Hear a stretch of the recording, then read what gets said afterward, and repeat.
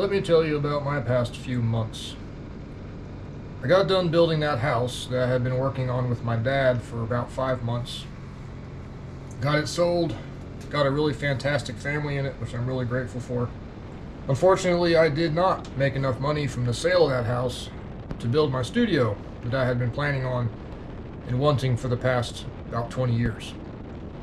Right after we sold the house, I went back to my gutter cleaning business.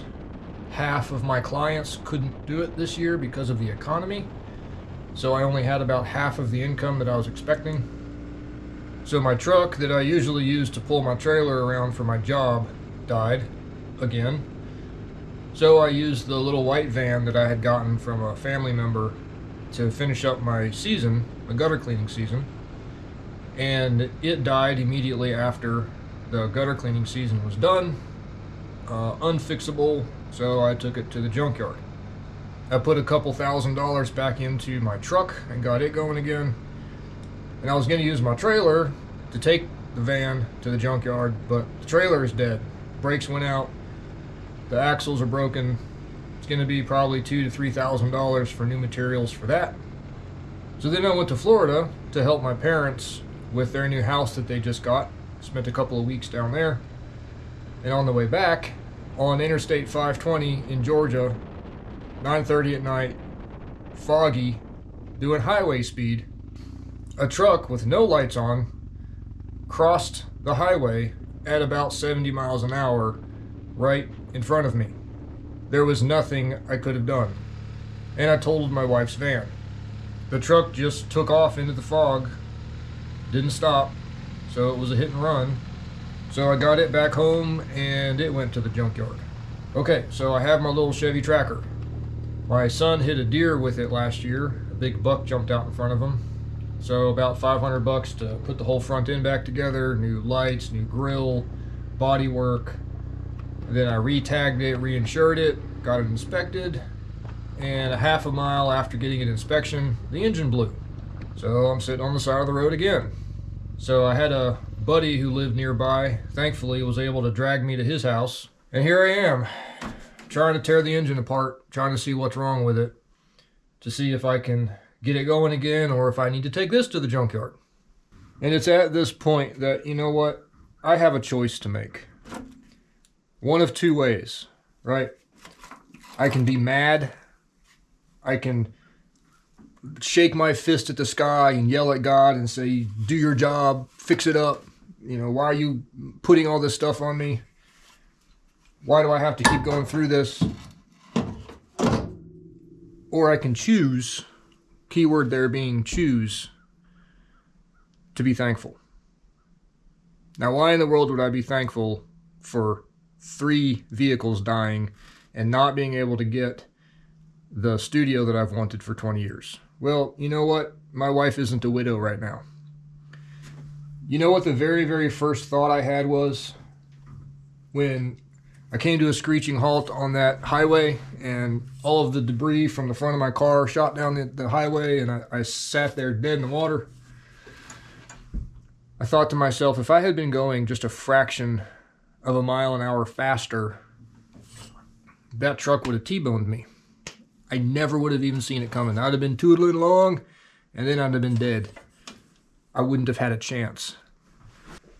I could be angry that, yet again, I'm not going to have my studio. It's not going to happen. I don't have the money. I didn't make enough money off of it. But with where the economy is, I lost half of my clients. I'm thankful that I have the money in the bank.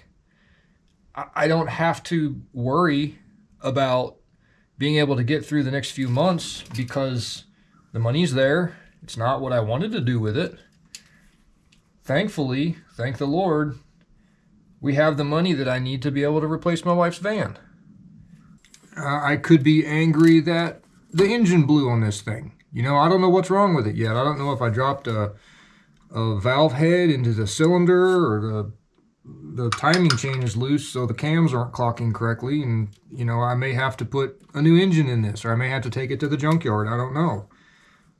But I just, there comes a point when I just have to say, you know what, this world doesn't matter.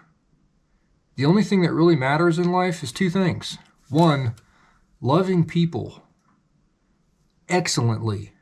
And two, bringing as many people as I can with me into eternity. Because once I get to heaven, once, I'm finally able to leave this world, none of this is going to matter. It's not going to matter how many cars I've had or how big of a shop I had or how much money I made or any of that stuff. Nothing. None of that matters.